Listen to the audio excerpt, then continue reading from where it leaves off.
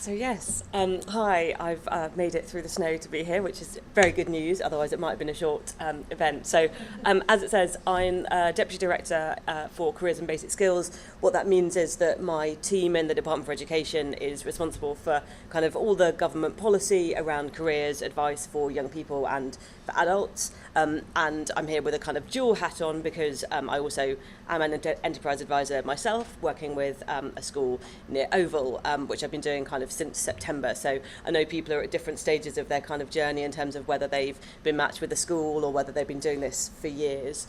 And I'm here today to talk to you about the kind of government policy and career strategy that we published just before Christmas. So just as a kind of straw poll of where everyone is, bit of audience participation. So hands up if you knew the government had published a career strategy. Hands up if you have read said strategy. And hands up if you've read the statutory guidance for schools that accompanies it. That's a real kind of nerdy test. Okay, so reasonably good. So I'm going to kind of cover at high level kind of why we published the strategy, the main things in the strategy, the things that I'd really draw out for you that you might want to think about in terms of your role as enterprise advisors, and then some kind of have a bit of discussion around what that then means you might want to do differently, either in your existing relationship with the school or when you get matched with them. So just a little bit about sort of why we bothered. Why does government publish strategies? What are we trying to achieve? Obviously, publishing a document in and of itself does very little. So part of what I'm trying to do, speaking at lots of events like this, is get to lots of people who are actually going to turn the strategy into something that happens. The government published a strategy partly as a sign of commitment. So we all know there's been a lot of political change, a lot of upheaval. There's been a lot of changes in the careers system as well over the past 10 years in terms of what the responsibilities of schools are, what the organisations are that government funds, a lot of kind of change and turmoil in the sector, and quite a lot of different programmes have grown up in some ways piecemeal over the last 5 or 10 years. And the strategy is really an opportunity for the government to say, both we think this is important, it's something we're investing in, but also we back these initiatives, and these are the ways in which we think we need to take careers advice forward, and this is what we've learned about the evidence about what works and what we should all be doing. So it's a chance for government to kind of consolidate all the evidence and knowledge and really build on what I think has been quite a lot of consensus in the careers world about what are the things that are important and what we should be doing. So I think the positive thing is that for people who are engaging with this network and working with Team London and the Careers and Enterprise Company, the strategy pretty much says what you're doing is great, please keep going, expand it. So to some extent, some of it isn't that complicated. It really backs the importance of getting a really diverse range of employers into schools and working with them to connect them to even more employers, but also to help them kind of plan in a really strategic way what is the careers programme that they want to run. One of the real headlines of the strategy is reinforcing something that hopefully you will have taken in when you did your enterprise advisor training, which is the importance of eight benchmarks known as the Gatsby benchmarks, which were delivered by the Sainsbury Gatsby Charitable Foundation. So those 8 benchmarks set out what the sort of foundations of a careers programme should be, and it's not rocket science. The first one is it's a really good idea to have a careers programme. Like if you haven't written down in a structured way what you're trying to achieve with young people, then it's quite difficult to build on that to show lasting change. But it also, those benchmarks then go through some of the things that will be familiar in terms of the importance of consistent employer encounters throughout school career, but it also then talks about the importance of personal guidance, so making sure there is one-to-one careers advice for students, and the importance not just of working with employers but lots of other education providers, so that children have got a really clear idea about whether they want to go to college, whether they want to do an apprenticeship, whether they want to go to university, what all those different kind of educational institutions are offering, and what the potential is. So the strategy really backs that as a framework, which is for people who've been working in the field for a while, not kind of a statement of the blinding the obvious, but actually it's the first time that government said to schools really clearly, this is what you should be working towards and this is what good looks like, and here's how we're going to support you to do that, and that's the way in which the Enterprise Advisor Network will be working with you. So that's kind of government backing that as the framework that schools should be using. The strategy also talks about how government is working through two key organisations really that the government funds, and that's the National Careers Service and the Careers and Enterprise Company. The National Careers Service mostly works face-to-face with adults, so your schools will know less about them, but it does work kind of with some populations of young people where they're at risk of kind of dropping out of education, and it also has a website and a telephone helpline, and those can be used by people of any age. So those are resources that that schools have used and will continue to use. So the strategy says, we think the National Career Service is working well, we're going to continue to expand it and target it. One of the things that I would draw your attention to is that the website resources available through the National Careers Service as a result of the strategy are going to be built on and improved. So in the next few months there'll be an update to the website that provides more tools that schools will find useful, and that will be a kind of rolling programme over the next couple of years. So just to draw your attention to that. And then the organisation that you're all kind of loosely connected to, although through a number of intermediaries in some cases, is the Careers and Enterprise Company, which is a national company that established the Enterprise Advisor Network through all its regional networks, so through working with colleagues here at Team London. And the strategy is saying we think the Careers and Enterprise Company has done fantastic work. We're really keen for every school and college to have an enterprise advisor by 2020, and so that's the expansion that was being talked about. So make sure that that every school is benefiting from the work that we're all doing, but it also talks about kind of expanding the Careers and Enterprise Company's remit. So it's been asked quite a lot to focus specifically on getting lots of employers into schools, which is great, but we're asking them increasingly to work across the whole breadth of all of those Gatsby benchmarks. So to think not just about employers, but making sure that schools are supporting their students with one-to-one guidance, with making sure that they're having all those visits to colleges and apprenticeship providers and universities, that they're making sure that they use all the labour market information in their area to really think about what are the jobs their young people are going to be going on and doing, dependent on how far they're prepared to travel. So it's asking the Careers and Enterprise Company to work more broadly across that remit. There's also some new requirements on schools. So these are the kind of things that you might want to be thinking about making your schools aware of. So there's a specific ask to say that schools should at a minimum be making sure that their young people are having at least one encounter with an employer every year, and so that might be a careers fair, it might be a talk, it might be going out on work experience or a placement. But that's starting to sort of shift the emphasis to say to schools, it's really important to start early and keep having these conversations consistently. And those of you that are working with schools already might have found, there's often a real cluster of running lots of events for those in year 11, maybe thinking about A-level or other choices. And then when you start talking to them about what's done in year 7 and 8, there's much less, and it's a lot harder. I'm working with my school to plan an event for year 8 at the moment, and certainly I think we all find it harder to translate what exactly our job means and what's the careers advice I'd give when you're thinking about GCSE choices and what's the importance of picking history versus a modern language and all of that. So, but the strategy is saying it's really important that you start to plan careers events and conversations with employers from an early age, and make sure that that's really consistent, and essentially that schools are that young people are meeting as many people as possible. So that's a specific ask of schools.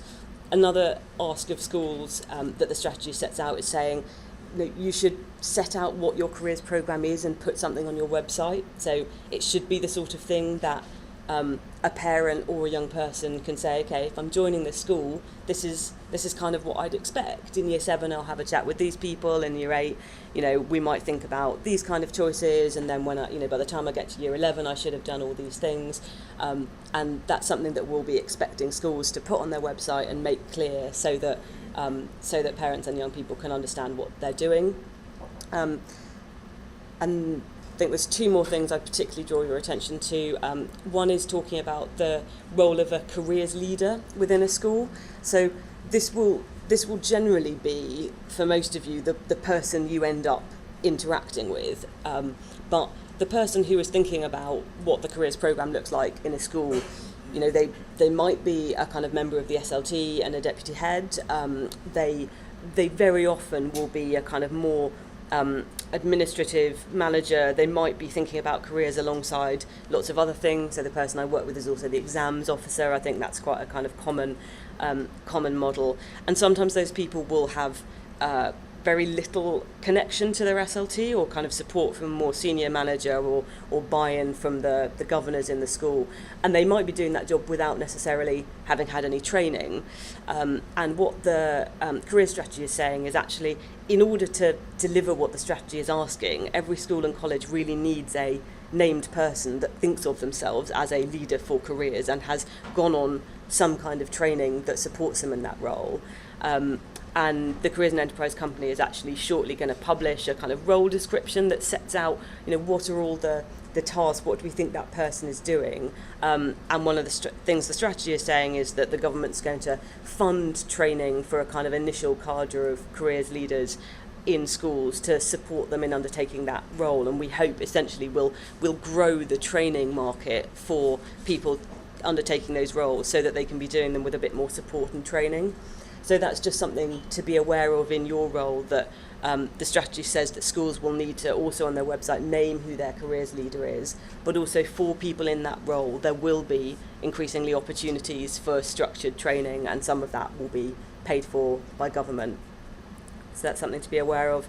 And I think the final thing I'd say as a kind of specific requirement of schools that this strategy asks for is saying there's a legal requirement for schools to be clear in their careers programme about how they're bringing in other education providers who might be provide alternative choices for their young people after the age of 16. So if we'll see often commonly in schools that if they've got a sixth form, the sort of standard thing is for the young people to stay at the school for sixth form, which for many people is the right answer, but for some the right answer might be going on to do an apprenticeship. It might be going to the local college who might actually offer a range of courses that are far more suitable.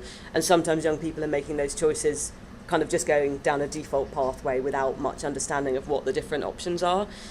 There's a requirement for schools now to be clear about how they are bringing in those kind of alternative providers, and for if the local college wants to come in and run a talk with the year 11s about what their options are, the schools need to let them know how they can do that and kind of have that dialogue, which in some places can be a bit of a challenging one. There are tensions between organisations. So that's one of the other really kind of very practical things that the careers strategy sets out. So those are some of the kind of, so the overall structure is very focused around the Gatsby benchmarks, and you know I would encourage you to kind of have a look at the original report that comes from and some of the kind of the detailed indicators that make up them. They'll all be familiar because they form the compass tool that hopefully all your schools have done or will be doing as part of the programme. So it's really looking back at that compass tool. Maybe if it was done, you know, a few years ago before they had an enterprise advisor or before you started working with them,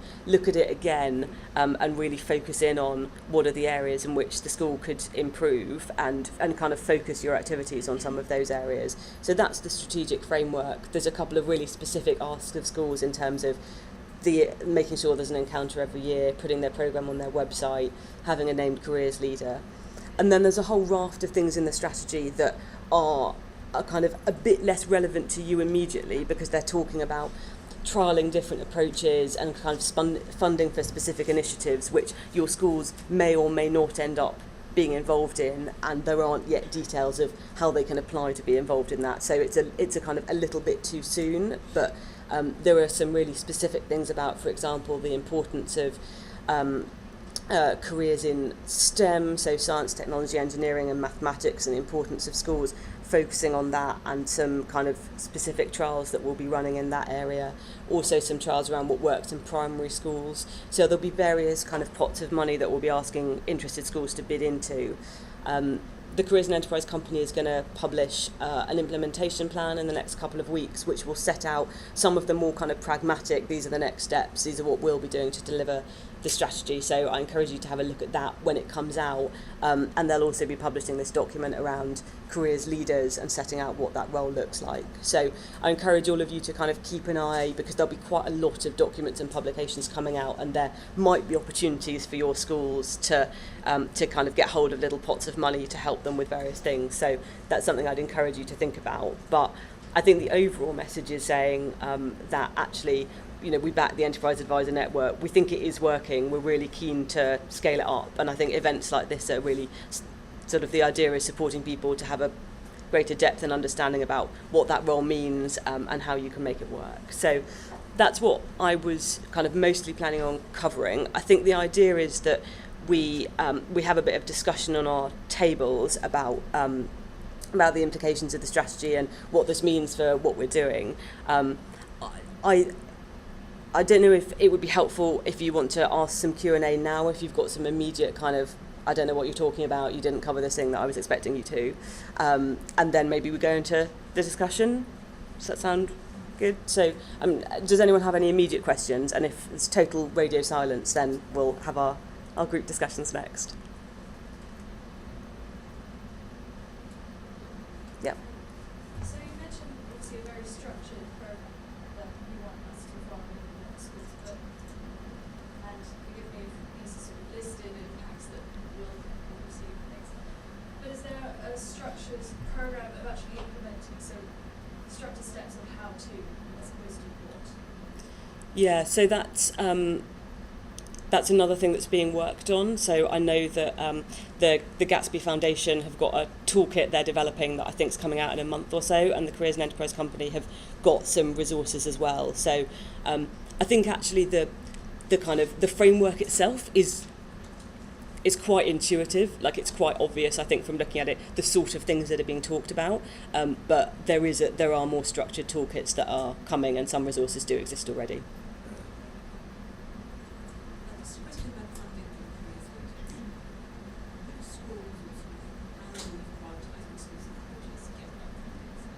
Yeah, so we're working through that at the moment. So there's an obvious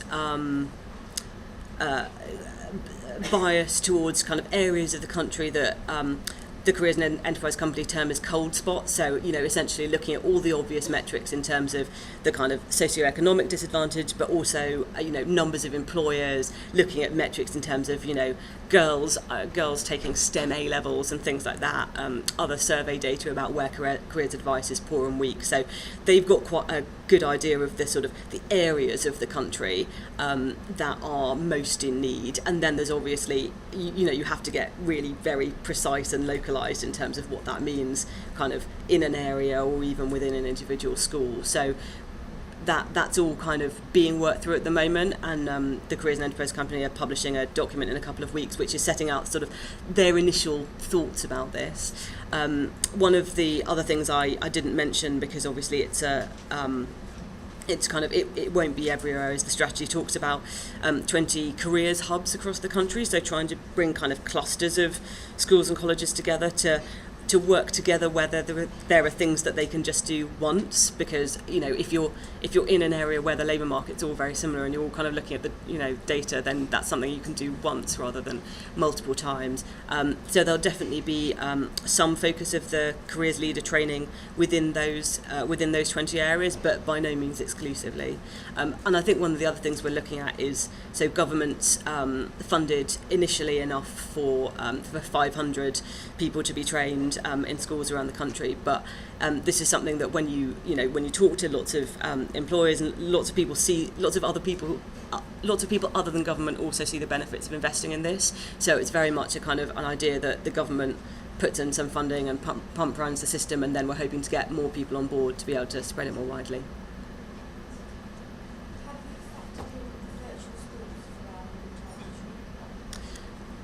So I'll be totally honest and say, no, I personally haven't. So I hadn't heard about the virtual schools, and I don't have a lot of understanding about what the model is. So I'd really like to have a conversation about that and think about how we do build it in, because there's definitely the opportunity to.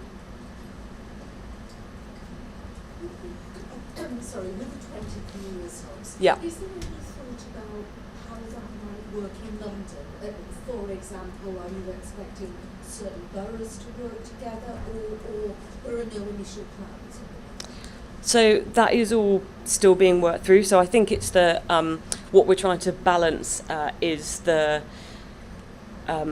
we want to give people the flexibility to say kind of what works for them, but equally try and make sure that where there are kind of structures that are working, we go with them and kind of make use of where people have already got partnerships rather than try and create things from scratch. So I think there hasn't been a conversation at that level of detail yet, and I think those are the conversations that are going to start happening over the next couple of months.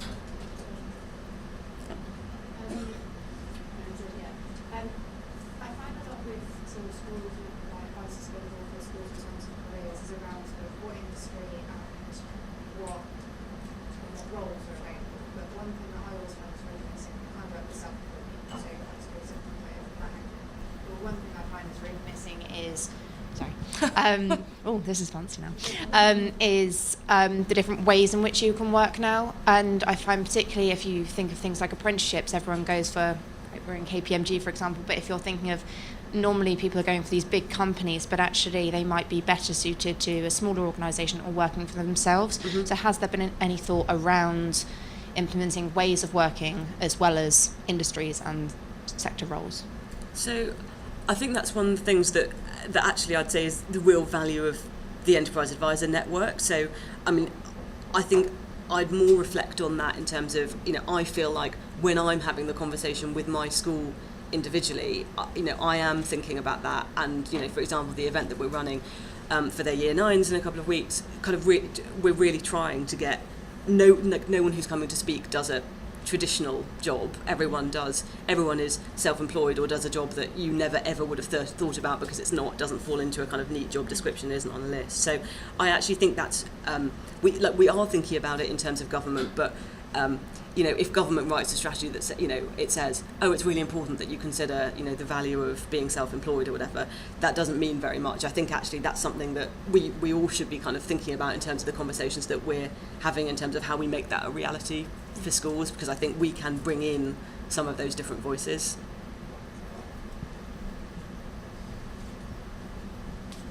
Obviously schools have a lot to do with this. What level of priority has this been given with the schools? Is this going to kind of be top for the next year or so, or is it until the bit's in place still focus on other aspects? So I think it's a really hard question. So I think to be honest, I'm not expecting this to be the number one priority for schools. I think what the strategy does and the kind of momentum behind careers is, I think it is of increasing priority for schools. So I think for a long time it has been quite a low priority, and I think it is rising up the agenda, and I think what we're all doing is part of that.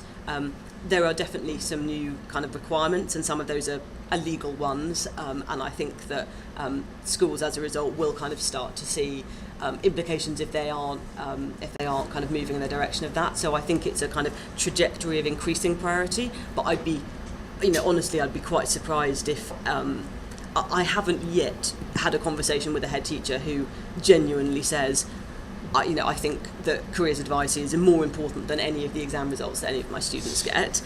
But equally, I haven't yet met one who doesn't think that this is an incredibly important bit of what they're doing, because if you aren't setting young people up for like their future jobs and employment, kind of what are you doing, or what value do results have? So I think it's a balance, but I think we're all kind of part of a journey to increase the priority. What approach will Ofsted be taking to this, and what involvement have they had?